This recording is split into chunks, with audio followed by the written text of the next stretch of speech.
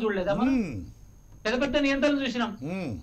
ఆ నియంత్రణకు పట్టిన గతి ప్రజా వ్యతిరేకంగా నిరంకుశత్వ వైఖరితో జరిగిపోతే మాత్రం ఖచ్చితంగా జరుగుతుంది. దాన్ని డెఫినెట్ గా కూడా మేము భవిష్యత్తులో జరగబోతుందని చెప్పి మాత్రం మేమైతే ఒక కాన్ఫిడెంట్ గా ఉన్నాం. బాగుంది. దీని ప్రభావం హుజూరా మీద బాధ మీద ఎట్లుందో అనేటువంటిది నెక్స్ట్ రౌండ్ లో చూద్దాం. ఈ రౌండ్ కాకండి. దీని ప్రభావము ఈ వీడియో ప్రభావం కానీ లేదా వీడి దగ్గర దూరం అనేటువంటిది కానీ వీడి ప్రభావం హుజూరాబాద్ మీద ఎట్లా ఉంటుంది అనేది నెక్స్ట్ రౌండ్ లో చూద్దాం. Thank you very much. Naresh, మీరు ఎందాక ఏదో మాట్లాడతానన్నారు, చెప్పండి. నరేష్, ఎందాకేదో మీరు యూ సాట్ పర్మిషన్ ప్లీజ్. ఇప్పుడు దిలీప్ అన్నకు అహ్మద్ పటేల్ గారు కాల్ చేశారు, మా దగ్గర మంత్రిగా ఉన్నారని చెప్పి. యాక్చువల్ 2009 ఎలక్షన్ల అప్పుడు తర్వాత ఆ సందర్భంలో మన మంత్రిగా లేరు కేసీఆర్ గారు. 2009 కాదు 2007 ఇంకోటి చేసింది. 2007 ఆయన పోయి అప్పటికి యూపీఏ 1 లో ఉన్నాడు మంత్రిగా లేరు. అరే నాకు చెప్తే ఎట్లా 2007 లో కరుణానిధిని కలిసినప్పుడు కేంద్ర మంత్రిగా కలిసినప్పుడు బ్రదర్ కరుణానిధిని తెలంగాణ గురించి నేనే కదా కలిసారు. అన్ని మీకు తెలిసిన విషయాలే కదా మరి, అన్ని మాకంటే ఎక్కువ మీకు తెలిసిన విషయాలే కదా. మీరే స్క్రిప్ట్ రాసిచ్చారు, మీరే చెప్పారు, మీరు అందరికి కలిసినప్పుడు ప్రతి ఫోన్ కాల్ మీరే ఇచ్చారు, మాట్లాడేటప్పుడు మీరే ఉన్నారు, పక్కన అందించినప్పుడు మీరే ఉన్నారు. కాబట్టి వెటకారం వద్దులే నరేష్, ఆగు ఇంకా వెటకారం వద్దులే. కట్టే గుర్రాన్ని కట్టే, నువ్వు గుర్రాన్ని కట్టాయి, మళ్ళీ అవకాశం ఇస్తా. అయిపోయింది. నువ్వు మిస్యూజ్ చేసి పారేసావు, నీ గుర్రాన్ని నువ్వు మిస్యూజ్ చేసి పారేసావు. ఓకే, సత్యం గారు గుడ్ ఈవినింగ్. అయితే ఆగాలి నరేష్, నెక్స్ట్ రౌండ్. ఇప్పుడు అమిత్ షా గారిని కలిసినప్పుడు దిలీప్ అన్న ఒక మాట అన్నాడు సార్. అమిత్ షా గారిని కలిసేటప్పుడు మరి మాలాంటి వాళ్ళనో లేదా ఇంకెవరినో మంత్రులు ఎవరు తీసుకోకూడదు అంటున్నారు. అంటే ఎందుకు అంత అనుమానం వాళ్ళ జాతీయ పార్టీ నాయకుని కలిస్తే? అంటే వాళ్ళ వైఖరి ఏ రకంగా ఉంది? వాళ్ళ పార్టీలో వాళ్ళ నాయకుల మీద అపనమ్మకం ఎందుకు ఉంటుంది? అంటే వాళ్ళ నాయకులు కలిసిన వాళ్ళందరికీ కూడా ఒక కాంప్రమైజ్ మెథడ్ లో పోతారని చెప్పి వీళ్ళ బ్రెయిన్ లో అట్లా పడిపోయింది కృష్ణమూర్తి గారు. అది ఒక దిలీప్ అన్ననో లేకపోతే ఇంకొకరే కాదు, వాళ్ళ అధ్యక్షుల కాంచి కార్యకర్త దాకా కూడా వాళ్ళ పార్టీ నాయకులు కలిస్తే అమ్మ మావులు పడిపోతారు, మావులు ఏదో చేస్తారు, తప్పులు చేస్తే వీళ్ళు చేస్తారు అని ఆ రకంగా ఉన్నారు తప్ప ఎక్కడా కూడా పార్టీ నమ్ముకోనో లేకపోతే ఇంకేదో వాళ్ళ ప్రభుత్వాన్ని నమ్ముకోనో, ప్రభుత్వం చేసే సంక్షేమ పథకాలు నమ్ముకోనో వాళ్ళు పనిచేయట్లేదు. ఎందాక మీరు అడిగినటువంటి చిన్న క్లారిఫికేషన్ కోసం మాత్రమే అవకాశం ఇచ్చాను. మీకు సూర్యంత అవకాశం ఇస్తే మీరు దబ్బనం అయిపోతున్నారు. ఆగండి, కట్టేయండి గుర్రాన్ని. అందు సత్యం, నాకు ఇంకో గెస్ట్ ఉన్నారు. సత్యం గారు నమస్కారం. నమస్తే అండి. నమస్తే, అందరికి నమస్కారం సార్. చెప్పండి సార్, ఈ వీడియో ఏమిటి, దీని గోల్ ఏమిటి, దీని కథా కమామే? సోషల్ మీడియాలో వచ్చిన వీడియో ఏమో గానీ దాని మీద డౌట్ వచ్చేటట్టుగా మీరు అందరు తలా ఒక వీడియో అప్లోడ్ చేయాల్సిందే. ఎందుకంటే ఇప్పుడు దిలీప్ గారు ఒక మాట అన్నాడు, చాలా చాతుర్యం, చాలా అవకాశాలు సృష్టించుకుంటాడు, చాలా తెలివిగలోడు, మనకు ఎవరికి ఆ తెలివి లేదని చెప్పటం అనుభవంతో వచ్చిన ఏదో చదివినే కావు, అనుభవంతో చెప్పినటువంటి నిజాలు. అందుకని నిన్న మొన్న ఒక పవర్ హక్కుల నేత నాతో అన్నాడు, ఎక్కడి కర్మండి అన్ని ఎమ్మెల్యే పార్టీలకు పాటలు పాడే వాళ్ళందరికీ ఉద్యోగాలు ఇచ్చిండు, ఇప్పుడు పాటలు పాడేవాడు మిగతా చేసిండు కేసీఆర్. ఒక ఆయన అన్నాడు. తర్వాత ఇంకొక ఆయన ఏమన్నాడంటే, అసలు ఎదురు మాట్లాడగలిగే వాళ్ళు మేధావులు అనుకున్న వాళ్ళందరికీ ఆస్థానాల్లో కోసం పెట్టిండు, వాళ్ళు కూడా సైలెంట్ అయిపోయారు, ఎవరు మాట్లాడాలి, ప్రజలే మాట్లాడాలి, ఇక మాట్లాడేవాళ్ళు లేరని ఇంకొక ఆయన. చిన్న మాట అంటాను, ఒక సత్యం గారు ఒక చిన్న మాట అంటాను. మన దిలీప్ గారు నొచ్చుకోకుండా ఉంటే హిందూ మతం మీద తిరగబడినటువంటి వాళ్ళందరినీ హిందూ మతం కలిపేసుకుంటుంది. గౌతమ బుద్ధుడు దశావతారాల్లో చేర్చి పారేశారు. ఇక పీకేది లేదు, అప్పేలే లేదు. ఎవరెవరైతే హిందూ మతాన్ని అపోజ్ చేస్తారో వాళ్ళందరూ హిందూ మతంలో కనుక్కుంటే వాడు బాయా, ఇంకా వారికి ఏం లేకుండా పోతుంది. అది బీజేపీని ఉద్దేశించి అనలేదు నేను, హిందూ మతానికి ఉన్నటువంటి తత్వం అది. Go head, please go head. అందుకని దిలీప్ గారు ఆ సూదిల దారం లాగా దారం అందించినాక మనం ఎనలైజ్ చేయడం చాలా ఈజీ. అందుకని ఇవాళ మన అమిత్ షాను కలిసిన లేకపోతే ఈ వీడియో వచ్చిన ఖచ్చితంగా అవి రెండు కూడా బీజేపీ కన్నా కేసీఆర్ కే లాభం. ఎందుకు కేసీఆర్ కి లాభం అంటే ఇప్పుడు బీజేపీ వాళ్ళు విమర్శించేటువంటిది కేసీఆర్ నీ అంతు చూస్తా అని బండి సంజయ్ అన్న, ఈటల రాజేందర్ నువ్వు అన్యాయమై కునారిల్లిపోతావు అన్నా చేపించిన జనం పెద్ద గెలిచి ఇవ్వరు. ఎందుకంటే అయ్యా మీరే ఇట్టంటుర్రు, కేసీఆర్ పోయి మీ అమిత్ షా గారు కూర్చొని ఒప్పందం చేసుకొని వస్తుండు అని చెప్పేసి జనంలో చదువుకున్న వాళ్ళ ఆ క్వశ్చన్ వస్తే వాళ్ళ వాయిస్ ఉన్నటువంటి క్రెడిబిలిటీ తగ్గుద్ది. కేసీఆర్ కోరుకునేది కూడా అదే. అటువంటిది క్రియేట్ చేస్తే రేపు ఎందుక ఈ బీజేపీకి ఓటేసేది ఏంది, రేపు కేసీఆర్ అమిత్ షా ఒకటైతురు. అందుకని ఎందుకు ఈ వ్యతిరేకత, ఎందుకు కేసీఆర్ కి ఓటేస్తే పోయేదానికి అనుకునేటువంటి ఒక నాన్ సీరియస్నెస్ ని క్రియేట్ చేసిండు కేసీఆర్. అది ఆయన బెనిఫిట్ కావటానికి. తర్వాత రెండవది, ఒక నిమిషం ఆగండి, ఒక నిమిషం కట్టేయండి గుర్రాన్ని, ఒక నిమిషం కట్టేయండి. అంటే ఇక్కడే చేద్దాము. అదేదో డైరెక్ట్ అనేది ఇప్పుడు కాంగ్రెస్ పార్టీ పేరే ప్రస్తావించకుండా, కాంగ్రెస్ పార్టీ అని నోటితో పలకకుండా బీజేపీయే మాకు హుజూరాబాద్లో ప్రధానమైన ప్రతిపక్షము, పోటీ ప్రధానంగా బీజేపీకి టీఆర్ఎస్కే ఉంటుంది అని ఆయనే పెద్దసారే అనేక సార్లు అన్నాడు. ఇప్పుడు అటువంటి బీజేపీకి ద్రోహం చేస్తే అది పరోక్షంగా కాంగ్రెస్కి సహకరించే ప్రమాదం ఉంది కదా, మరి ఎందుకు చేస్తున్నాడు? లేదు ఇప్పుడు బీజేపీ వల్ల ఓడిపోయినా కాంగ్రెస్ వల్ల ఓడిపోయినా ఆయనకే దెబ్బ. రెండు వైపులా ఎవరు దెబ్బ కొట్టి ఆయనకే దెబ్బ. కాబట్టి ఆయన దెబ్బ పట్టడానికి వీల్లేదు. కాబట్టి ఈ దెబ్బ నుంచి రక్షించుకోవాలి. కాబట్టి ఈటెల రాజేందర్ ఓడిపోవాలంటే కేసీఆర్ కాంగ్రెస్ కొన్ని ఓట్లు ఎక్కువ వచ్చినా నష్టం లేదు. కేసీఆర్ కాంగ్రెస్ కు చూసావా, వాళ్ళిద్దరు ఒకటే అని కాంగ్రెస్ ప్రచారం చేసినా వాళ్ళకు వచ్చే ఓట్లు ఎక్కువ వచ్చినా గెలిచినా ఆయన ప్రమాదం లేదు తక్షణం. కాబట్టి కాంగ్రెస్ అనేటువంటి దాన్ని ఆయన వదిలేశాడు. ఎందుకంటే కాంగ్రెస్ ఇక లాభపడదు. ఎందుకు లాభపడదు అంటే బీజేపీ వాళ్ళు కేసీఆర్ గుర్రాలు, ఈ కాంగ్రెస్ లేదని అనిపించి ఆ సిచ్యువేషన్ ఉంది. ఆయన గమనించాడు. గమనించే కాంగ్రెస్ కు వచ్చే ఓట్లు ఎక్కువ వచ్చినాయి లేదు కానీ మనం గెలవాలి. బీజేపీ దెబ్బ పడద్దు, కాంగ్రెస్ దెబ్బ పడద్దు. కాంగ్రెస్ దెబ్బపడే అవకాశం లేదు. ఎందుకంటే వాళ్ళ క్యాండిడేట్ ఆలస్యంగా ప్రకటించారు, వాళ్ళంత సీరియస్ గా ఉన్నట్టు అనిపించట్లేదు. ఇదంతా పోలింగ్ దగ్గరకు వచ్చారు, ఎట్ట మారుతుంది అనేది తర్వాత సంగతి. యాజ్ ఆన్ టుడే ఆయన బీజేపీని సీరియస్ గా తీసుకుంటాడు. కాబట్టి బీజేపీ వైరుధ్యం లేదు అనిపించడానికి ఎవరికేసిన ఒకటి అనవసరంగా ఈటల కిందకి వేయటం, కేసీఆర్ రేపు బీజేపీ మిత్రుడైతుంది అనేటువంటి వీడియో ప్లస్ అమిత్ షా రెండు మాటలు కలిసి వచ్చిన ఎత్తుగాడు కూడా అది. కాబట్టి దిలీప్ గారు ఇంత ముందు అన్నట్టుగా చాలా తెలియదు, అవకాశాలు మలుసుకుంటాడు అన్న దాంట్లో నిజం ఉంది. ఇవి వాస్తవాలు. మరొక అంశం ఏంటంటే సీరియస్ అంశం, ఆయన కేంద్ర ప్రభుత్వానికి వ్యతిరేకంగా పోయటానికి ధైర్యం లేదు. ఇప్పుడు ఆ పనులు లేదు. కేంద్ర ప్రభుత్వానికి వ్యతిరేకంగా పోవటానికి ఆ ధైర్యం, సాహసం లేదు. రెండోది ఆ కమిట్మెంట్ లేదు ఆయన.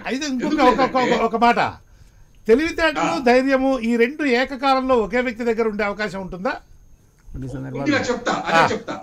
ఇప్పుడు ఆయన కమిట్మెంట్ ఉంటే, గతంలో ఫెడరల్ ఫ్రంట్ అన్నటువంటి వ్యక్తి కేంద్రంలో మమతా బెనర్జీ పెట్టిన మీటింగ్ లో పోయేవాడు, అన్ని ప్రాంతీయ పార్టీలు పోయినటువంటి మీటింగ్ కు పోయేవాడు. అవును, అందుకని కమిట్మెంట్ లేదు. తర్వాత రెండోది ఆ ధైర్యం లేదు. ఎందుకు ధైర్యం లేదంటున్నంటే ఇవాళ బీజేపీకి ఎదురు తిరిగి సోనియా గాంధీ పెట్టిన మీటింగ్ లో పోలేదు, ఈ రెండింటికి పోలేదు. అంటే బీజేపీ దృష్టిలో నేను కూడా నెంబర్ 1 శత్రువుని అయితే అలా శత్రువు కాకుండా ఉంటాను చూసుకోవాలి. ఈ రాష్ట్రంలో అధికారులు నిలుపుకోవాలి.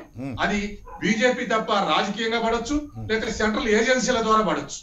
ఏ దెబ్బ పడ్డా ఆయన కష్టం. కాబట్టి రాజకీయ దెబ్బొద్దు, సెంట్రల్ ఏజెన్సీల దెబ్బొద్దు. కాబట్టి సాఫ్ట్ గా ఉండాలి. కాబట్టి ఏకకాలంలో ఈ రెండు, అంటే కమిట్మెంట్ లేదు, కమిట్మెంట్ ఉండి పగ తెచ్చుకోలేదు. ఏది మమతా బెనర్జీ సోనియా గాంధీ మీటింగ్ లో పోయి, తర్వాత ధైర్యం ఎదురు తిరిగి ధైర్యంగా పోరాడదన్నటువంటి ఉద్దేశంలో లేదు. కాబట్టి ఏదో ఒక విధంగా సాఫ్ట్ గా ఉందామనేటువంటి మూడో అంశం, మరి రాష్ట్రంలో బీజేపీకి సరెండర్ అయితే రేపు బీజేపీకి ఎంకరేజ్ చేసే అవకాశం ఉందిగా. కాబట్టి రాష్ట్రంలో జరుగుతూనే ఉంటారు బీజేపీకి. సంజయ్ గాంధీ, బండి సంజయ్ మీరు తాట తీస్తా అంటూనే ఉంటాడు, ఇంకొక ఆయన కేసీఆర్ జైలుకే పోతారంటాడు. ఇవన్నీ రాష్ట్రంలో ఎవరి బలాలు వాళ్ళు నిలబెట్టుకోవడానికి అవసరం, కాంగ్రెస్ గెయిన్ కాకుండా. కాబట్టి అది ఒక ఎత్తుగడ. అది ఏ రాజకీయ పార్టీకైనా ఉంటది, మనమే విమర్శించాల్సిన పని లేదు. అది బీజేపీకి ఉండే ఎత్తుగడ బీజేపీకి ఉంది, టిఆర్ఎస్ కుండే ఎత్తుగడ టిఆర్ఎస్. ప్రజలు అర్థం చేసుకుంటే చాలు, ప్రజలు దానిని బాగా అర్థం చేసుకుంటే అదే చాలు. కృష్ణమోహన్ గారు, ప్రజలు అర్థం చేసుకునే స్థితిలో లేరు, రాజకీయాలు అర్థం చేసుకునే స్థితిలో లేరు. రాజకీయాలు అర్థం చేసుకునే స్థితిలో ఉంటే నార్త్ వాళ్ళ రైతాంగ ఉద్యమాలు అంత తీవ్రంగా జరుగుతుంటే, గుజరాత్ అహ్మదాబాద్ లో మున్సిపల్ ఎన్నికలు జరిగితే 45-47 గెలిచింది బీజేపీ. కాబట్టి ఇప్పుడు ప్రజా ఉద్యమాలు చూసి లేకపోతే రాజకీయ ఉద్యమాలు అర్థం చేసుకుని ఎత్తుగడలు అర్థం చేసుకుని ఓట్లే స్థితికి ఇంకా ప్రజలు రాలేదు. ఎప్పుడు వస్తారంటే ప్రజలు కూడా రాజకీయంగా ఇన్ఫ్లుయెన్స్ అయినప్పుడు వస్తారు. సారానిషేక ఉద్యమం అప్పుడు ఎట్లా వచ్చారు, తర్వాత విద్యుత్ శక్తి ఉద్యమాలు ఎట్లా వచ్చారు, అట్లా ఇన్ఫ్లుయెన్స్ అయితే వస్తారు. అంతకాలం కూడా డబ్బులకు ఓట్లేస్తారు, తర్వాత రకరకాల జిమ్మిక్కులకు ఓట్లేస్తారు. కాబట్టి ఇవాళ దేశంలో వచ్చేటువంటి పరిస్థితుల నుంచి హుజూరాబాద్ ఎన్నికల్లో ఓట్లేస్తారని నేను అనుకోవట్లేదు. ఎందుకంటే అలా వేయాలంటే కాంగ్రెస్ యొక్క ఉద్యమాలు మరింత అగ్రెసివ్ ఉండాలి, ప్రజల చేత గుర్తింపజేయాలి, ప్రజల చేత హుజూరాబాద్ ప్రజల్ని గుర్తింపజేయగాలి. దేశవ్యాప్తంగా రైతాంగ ఉద్యమాలు ఎట్లా చేస్తున్నారు, కేసీఆర్ ఎందుకు వాటికి పాల్గొనట్లేదు, బీజేపీ ఎందుకు వాటిని కొనసాగిస్తుంది అనేటువంటిది ప్రజలకు అర్థమయ్యే స్థితిలో కాంగ్రెస్ హుజూరాబాద్ ప్రజలకు పోలేదు. కాబట్టి అది అప్పటి స్టేట్మెంట్ల వరకే పరిమితమైన తప్ప హుజూరాబాద్ ప్రజల్ని కల్టివేట్ చేయలేదు. యాజాంటోడే ఉన్నటువంటి సిచ్యువేషన్ అది. కాబట్టి హుజూరాబాద్ ప్రజలు రైతాంగ ఉద్యమాలను చూసి, తర్వాత వీళ్ళ ఎత్తుగడలు చూసి హుజూరాబాద్ ప్రజలు ఇన్ఫ్లుయెన్స్ అంత స్థితిలో కాంగ్రెస్ తీసుకెళ్ళలేదు. ఎందుకంటే ఇప్పటికే 2-3 నెలలుగా కార్నర్ చేయాలి ఆ విషయాల మీద. ఆ కార్నర్ చేయలేదు. ఇప్పుడు ఏం చేస్తుంది కాంగ్రెస్ కున్నటువంటి ఎత్తుగడలు, ఇప్పుడు ఈ నెలలో ఏం చేస్తుంది, ఏ విధంగా మలుసుకుంటారు అనేటువంటి మనం ముందే ఊహించి చెప్పడం వేస్ట్. కాబట్టి వాళ్ళు ఏ ఎత్తుగడలు అనుసరిస్తారని చూడాలి. ఇక మూడోది, రేవంత్ రెడ్డి లోపనేస్తే ఇద్దరికి లాభమే, బీజేపీకి లాభం, టీఆర్ఎస్ కి లాభమే.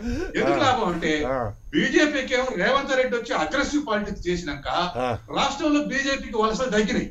ఇప్పుడు ఏకోన్ముఖంగా కాంగ్రెస్ శ్రేణులన్నీ బీజేపీలో చేరతాయి అనుకున్నాం అందరం, ఇది ఉండదు కాంగ్రెస్ అని. రేవంత్ రెడ్డి రావడంతో అవి నిలబడిపోయినాయి, చేరట్లేదు, ఆగిపోయినాయి, వలసలు ఆగిపోయి. యాదో ఆడొకడు ఈడొకడు చేరొచ్చు, కానీ మాసివ్ అట్రాక్షన్ పోయి రేవంత్ రెడ్డి రావడంతో పోగా రేవంత్ రెడ్డి సభలకు కాంగ్రెస్ శ్రేణులు మొబిలైజ్ అవుతున్నాయి. ఆయన 3 సభలు పెట్టాడు. 3 చోట్ల ఇంత డిఫెన్స్ ఉన్నప్పుడు కూడా 50,000 వేల మంది రావడం అనేటువంటి గ్రేటే. కాబట్టి అందుకని బీజేపీకి శ్రేణులు రాకుండా రేవంత్ రెడ్డి నిలబెట్టగలిగాడు. కాబట్టి ఆయన లోపలేస్తే బీజేపీకి లాభం.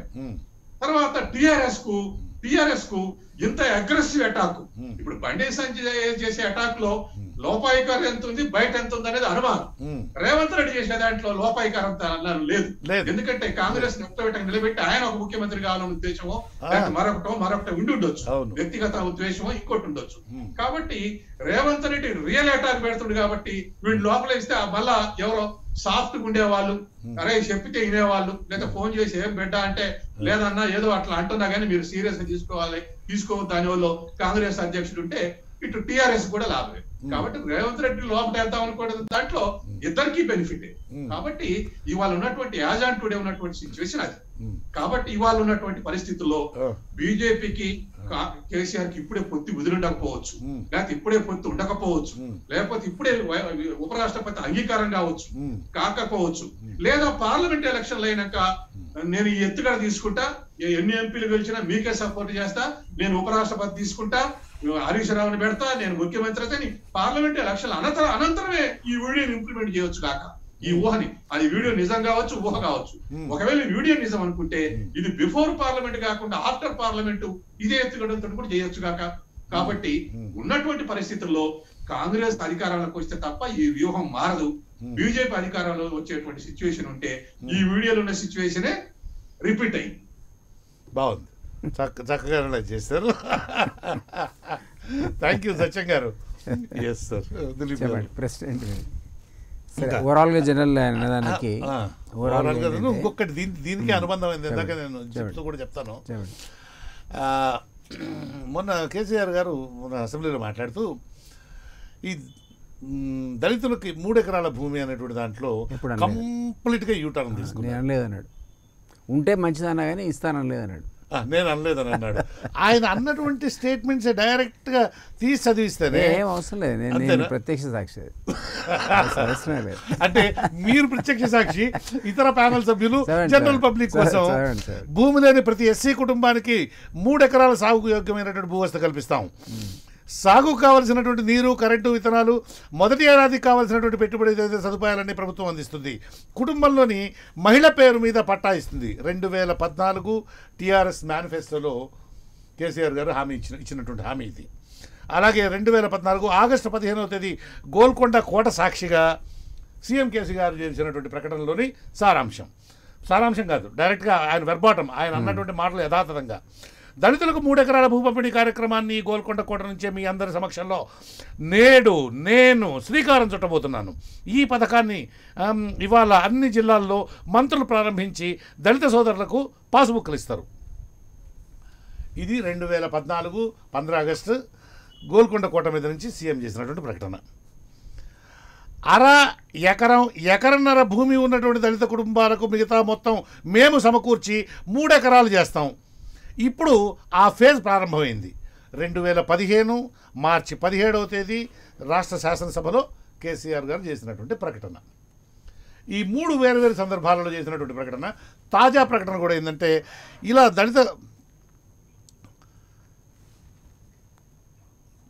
దళితులకు 3 ఎకరాలు భూమి ఇస్తామని తామెన్నడూ హామీ ఇవ్వలేదని అక్టోబర్ 5వ తేదీన మంగళవారం అక్టోబర్ 5వ తేదీన అసెంబ్లీలో ఓ కొండ బద్దలు కొట్టేశారు. ఈయన దళితులకు 3 ఎకరాల భూమి వాగ్దానం మేమెప్పుడూ చేయలేదు. కొంతమంది ఇష్టానుసారంగా అనేస్తారు. నేను మాట్లాడిన మాటలు రికార్డుల్లో ఉన్నాయి. గత ప్రభుత్వాలు అనుసరించినటువంటి భూ కేటాయింపుల విధానాలు అశాస్త్రీయంగా ఉన్నాయి. కుటుంబం ఆర్థికంగా నిలబెట్టుకునేందుకు భూ కేటాయింపులు ఉంటాయి. కానీ గత ప్రభుత్వాలు ఒకరికి 2 ఎకరాలు, ఒకరికి ఎకరం, మరొకరికి అర ఎకరం ఇలా ఇష్టానుసారం కేటాయించింది. దళితులే కాదు, ఏ సామాజిక వర్గానికి భూమి ఇవ్వాలన్నా కనీసం 2.5 నుంచి 3 ఎకరాలు ఉండాలని అధ్యయనాల్లో తెలిసింది. అదే అంశాన్ని దృష్టిలో పెట్టుకుని నేను మాట్లాడిన. ఒకవేళ దళిత కుటుంబం వద్ద ఎకరా భూమి ఉంటే 2 ఎకరాలు కొనిస్తాం, 2.5 ఎకరాలు ఉంటే అకరం కొనిస్తాం. ఇది అందుకనే చివరి వరకు చదివింది కూడా అందుకని అనమాట. ఇది లేటెస్ట్ గా మీరు ఇప్పుడు ఏవైతే అన్నారో దీంతో ఒకే ఒక వాక్యం చెప్తా. కేంద్రంపై బాగా పోరాటం చేస్తాము, రాష్ట్రాలను కలుపుకుపోతాము, ఆ తర్వాత రాష్ట్రాల హక్కులను మోడీ ప్రభుత్వం హరిస్తుందని. ఏం సార్ మీరు నవ్వుతారు, నేనేదో అన్యాయం చేస్తున్నట్లు. సరే, అయితే మీరు అన్నది అదే ప్రత్యక్ష సాక్షి అన్నారు కాబట్టి దళితుడిని ముఖ్యమంత్రి చేస్తా, నేను పక్కకే ఉన్నా, అనుమానం లేదు. 3 ఎకరాలు దళితుడికి ఇస్తా, నేను పక్కకే ఉన్నా, మీకు అనుమానం లేదు, ఆ విషయంలో డౌట్ లేదు. ఇట్లాంటివే కాకుండా ఆయన అధికారంలోకి రాకముందు ఎలక్షన్ ప్రామిసెస్లో నిరుద్యోగ భృతి కూడా ఇస్తాడు, డబుల్ బెడ్రూమ్ కూడా మనందరికీ తెలుసు, అల్లుడు వస్తే ఎక్కడ పడుకుంటాడు, కూతురు ఎట్లుండాలి, ఇదంతా కరెక్ట్ కాదు, డబ్బులు పక్కా కట్టిస్తాడు, ఇవన్నీ కూడా మేకలు గొర్రె ఎట్లా కట్టేసుకోవాలి, ఇవన్నీ ఆయన అన్నవన్నీ కూడా వాస్తవంగానే జరిగాయి. అయితే నేనేం చెప్తున్నానంటే ఆయనకున్నటువంటి ఒక నేచర్ ఏంటంటే ఫైర్ ఫైటింగ్ ఇన్ నేచర్. ఆయన policies fire fighting in nature అంటే అక్కడ నిప్పు పుడితే ఈ పూట నీళ్లు దలారుస్తాడు. రేపు సాగర్లో బై ఎలక్షన్ ఉందనుకోండి, అక్కడ వాగ్దాలు అక్కడ అయిపోతే ఆ తర్వాత మీరు దిక్కులు చూడాల్సిందే ఏం జరిగిందని. అదే పద్ధతిలో ఇక్కడ దళిత బంధు ప్రకటించాడు. దళిత బంధు నేను ఇంతమంది అన్నాను కదా, క్యాబినెట్ డెసిషన్ తీసుకుని వదిలిపెట్టి పోయి అక్కడెక్కడో వాసాల మరిలో ఇంప్లిమెంట్ చేశాడు. అంటే క్యాబినెట్కి చెప్పడు మిత్రమా ఆయన ఇష్టం చేస్తాడు అనడానికి ఆయన ఎగ్జాంపుల్ అది చెప్పాను. కానీ దళిత బంధు నేను ఖచ్చితంగా కంటిన్యూస్ ప్రోగ్రామే, ఏదో అధికారంలో వస్తుంటే ఈస్ట్ వన్ కలర్గా అంటున్నారు.